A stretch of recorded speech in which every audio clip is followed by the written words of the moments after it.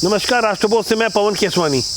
इस महीने के आखिरी में भाजपा की राष्ट्रीय कार्यकारिणी का गठन होना है और भाजपा के राष्ट्रीय अध्यक्ष नितिन नवीन राष्ट्रीय अध्यक्ष बनने से पहले तक छत्तीसगढ़ भाजपा के प्रभारी रहे, इससे पहले सहप्रभारी रहे।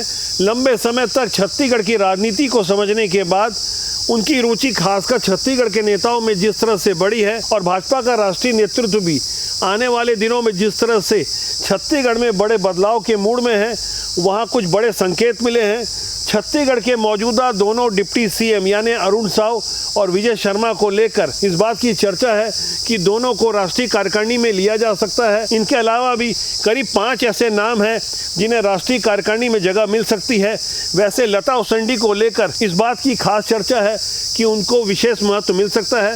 लता उसेंडी पहले छत्तीसगढ़ की महिला बाल विकास मंत्री रह चुकी हैं। भाजपा आदिवासी चेहरे के रूप में राष्ट्रीय मंच को और मजबूत करने के लिए कोंडागांव की विधायक लता उसेंडी को पहले की तरह और मजबूत जिम्मेदारी दे सकती है। लता उसेंडी भाजपा की राष्ट्रीय उपाध्यक्ष नहीं है। इसी तरह खनिज विकास निगम के अध्यक्ष सौरभ सिंह, बस्तर के सांसद महेश कश्यप, पूर्व केंद्रीय मंत्री रेणुका सिंह और विधायक भावना वोरा के नामों की चर्चा है जिन्हें राष्ट्रीय कार्यकारिणी में स्थान मिल सकता है। भाजपा की राष्ट्रीय कार्यकारिणी की इन तैयारियों से पहले 12 मई को कोर कमेटी की बैठक और 13 मई को प्रदेश कार्य समिति की बैठक होगी। खास तौर से इसमें राष्ट्रीय सह संगठन महामंत्री शिव प्रकाश की दोनों दिन सभी बैठकों में मौजूदगी रहेगी। आगे के दिनों में क्या होने वाला है, रणनीति कैसे होगी, 2028 के लिए किस तरह से जमीन तैयार की जाएगी, ढेर सारी चर्चाएं होगी। अंदर खाने बहुत कुछ भारतीय जनता पार्टी में चल रहा है। सरकार की इमेज को लेकर भी चर्चा होगी। मौजूदा समय में राष्ट्रीय नेतृत्व के पास सारा फीडबैक है, कौन क्या कर रहा है, कौन कैसे कर रहा है, कौन पुराना असंतुष्ट है, कौन किसके लिए किस तरह का परफॉर्मेंस दे रहा है।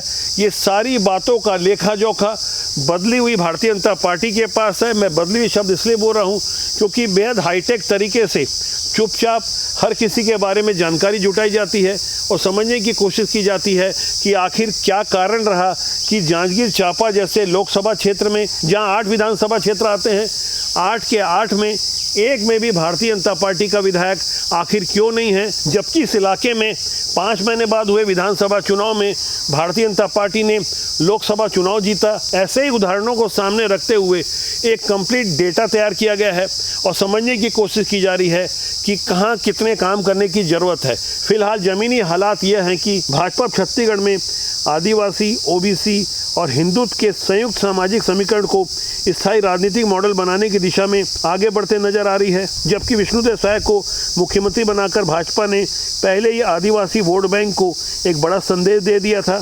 अब राष्ट्रीय कार्यकारिणी में भी आदिवासी चेहरों को जगह देकर पार्टी बस्तर और सरगुजा में अपनी पकड़ को और मजबूत करना चाहती है। डिप्टी सीएम अरुण साव के माध्यम से ओबीसी और साहू समाज में भारतीय जनता पार्टी अपनी पकड़ मजबूत करना चाहती है। गौर करने वाली बात यह है कि छत्तीसगढ़ के 90 विधानसभा क्षेत्रों में कुल 12 साहू समाज के विधायक हैं, जिसमें 6 कांग्रेस के और 6 भाजपा के हैं। भाजपा ने अरुण साव के प्रदेश अध्यक्ष रहते उनके नेतृत्व में विधानसभा चुनाव लड़ा था और भारतीय जनता पार्टी को 54 सीटों की एक भारी सफलता मिली थी। यहाँ गौर करने वाली बात यह है कि भाजपा ने छत्तीसगढ़ निर्माण के बाद अपना पहला प्रदेश अध्यक्ष साहू समाज से ताराचंद साहू को बनाया था। उसके बाद भारतीय जनता पार्टी लगातार इस कोशिश में रही कि कैसे समाज का समर्थन भाजपा को मिलता रहे। इसी तरह दूसरे डिप्टी सीएम विजय शर्मा की बात की जाए तो उन्हें आक्रामक हिंदुत्व और संगठनात्मक राजनीति का एक चेहरा माना जाता है।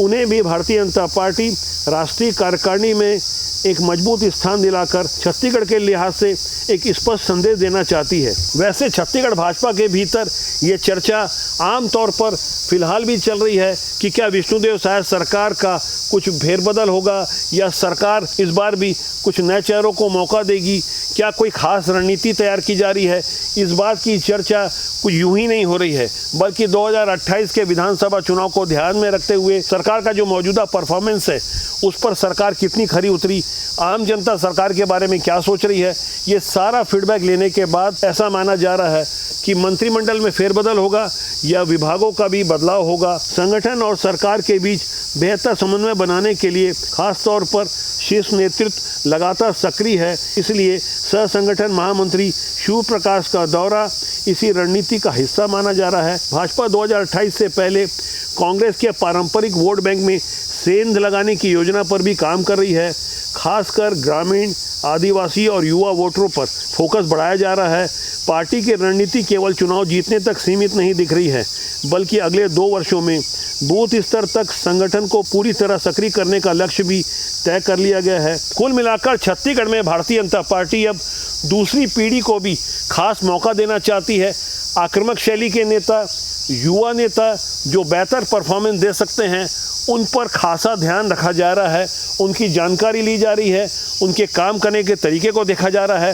पार्टी की निष्ठा और विचारधारा के प्रति प्रतिबद्धता उनकी कैसी है, इस बात का भी मजबूत आकलन किया जा रहा है। सिर्फ इस आकलन पर ही काम नहीं हो रहा है, बल्कि कांग्रेस की आंतरिक गुटबाजी पर भी खासा अध्ययन किया गया है। छत्तीसगढ़ में जिस तरह से कांग्रेस मौजूदा समय में बेहतर नेतृत्व के संकट से जूझ रही है, इस पर भारतीय जनता पार्टी का ध्यान है। यही वजह है कि भाजपा अभी से 2028 के चुनावी नैरेटिव पर काम करना शुरू कर चुकी है। यदि आने वाले समय की बात की जाए तो भारतीय जनता पार्टी छत्तीसगढ़ में डबल इंजन विकास का बेहतर मॉडल है और हिंदुत्व का मुद्दा बेहद प्रभावी है। भ्रष्टाचार का विरोध हर स्तर पर किया जाए और आदिवासी नेतृत्व को मजबूत स्थान दिया जाए। इन 4 बड़े मुद्दों और रणनीति को लेकर चुनावी जमीन को और मजबूत करने के लिए भारतीय जनता पार्टी छत्तीसगढ़ में 65 पार की रणनीति पर काम कर रही है। हालांकि इसकी आधिकारिक घोषणा नहीं की गई है। 2018 के विधानसभा चुनाव के पहले पार्टी के प्रमुख रणनीतिकार अमित शाह ने 65 पार का नारा दिया था, लेकिन जमीनी हकीकत कुछ और ही थी। विधानसभा चुनाव के पहले जिस तरह से उस समय के 15 साल वाले मुख्यमंत्री डॉक्टर रमन सिंह ने एक सभा के दौरान कह दिया था कि 1 साल तक रिश्वत लेना बंद कर दिया जाए, तो भ्रष्टाचार समाप्त कर दिया जाए, तो इसका फ़ायदा भाजपा को होगा, चौथी बार भी सरकार बनेगी। तो ऐसे मुद्दे को कांग्रेस ने हाथों हाथ लपक लिया और यह संदेश देने की कोशिश की गई कि भ्रष्टाचार चारों तरफ फैला हुआ है। जबकि कांग्रेस को जब मौका मिला और भूपेश बघेल का चेहरा सामने रखा गया, तो सरकार बनते ही लगातार भ्रष्टाचार की खबरें आने लगी।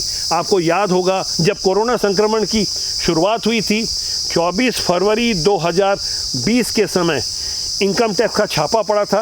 भूपेश बघेल की उप सचिव सौम्या चौरसिया, एजाज ढेबर सरीके, तमाम ऐसे लोग जिनका सीधा कनेक्शन सत्ता से था, और उसके बाद लगातार भ्रष्टाचार और घोटाले बढ़ते गए और भूपेश बघेल की सरकार की विदाई हो गई। मौजूदा समय में जनता पहले से कहीं ज़्यादा जागरूक हो चुकी है। वैचारिक मुद्दे और प्रतिबद्धता के अलावा भ्रष्टाचार पर आम जनता की ओर से काफ़ी तीखी प्रतिक्रिया आती है। सोशल मीडिया का दौर है, हर किसी के हाथ में मोबाइल है, कोई भी फ़ोटो वीडियो बनाकर अपना विषय रख देता है। इससे राजनीतिक दलों को खासा परेशानियां हो जाती है। खासकर जिसकी सत्ता होती है उनके सामने चुनौतियां कहीं ज़्यादा बड़ी होती है। यही कारण है कि आने वाले समय में फूंक फूंक कर कदम रखे जा रहे हैं। ये समझने की कोशिश की जा रही है कि ज़मीन कैसे और मजबूत की जाए। इसलिए भारतीय जनता पार्टी के राष्ट्रीय सह संगठन महामंत्री शिव प्रकाश के अलावा भाजपा के क्षेत्रीय संगठन महामंत्री अजय जामवाल, भाजपा के प्रदेश संगठन महामंत्री पवन साय और छत्तीसगढ़ भाजपा के प्रदेश अध्यक्ष किरण सिंह देव 12 और 13 मई की बैठकों में एक विशेष विजन प्रस्तुत करेंगे और आने वाले समय में क्या कुछ किया जाए इसके लिए राजनीतिक प्रस्ताव पास होगा। ढेर सारी अंदर खाने की बातें हम तक चलकर आ रही है। लगातार हम अध्ययन करते हैं, कोशिश करते हैं अच्छे लोग राजनीति में आए, राजनीति की शुचिता कायम हो, जिससे देश और समाज का भला हो। जब तक अच्छे लोग राजनीति में नहीं आएंगे, बुरे लोग काबिज रहेंगे, राजनीति नाह की बदनाम होती रहेगी। राजनीति बुरी नहीं होती, उसमें काम करने लोग अच्छे या बुरे होते हैं। अध्ययन हमें करना है, समझना हमको है, सवाल देश का है, समाज का है। हम कोशिश करें, कोशिश करने वालों की हार नहीं होती। फिलहाल अभी के लिए इतना ही।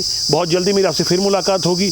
आपका ढेर सारा प्यार मिल रहा है। मेरा आपसे आग्रह है, यदि आपने चैनल को सब्सक्राइब नहीं किया तो सब्सक्राइब कर लीजिए, प्यार दीजिए, प्यार बांटिए। नमस्कार।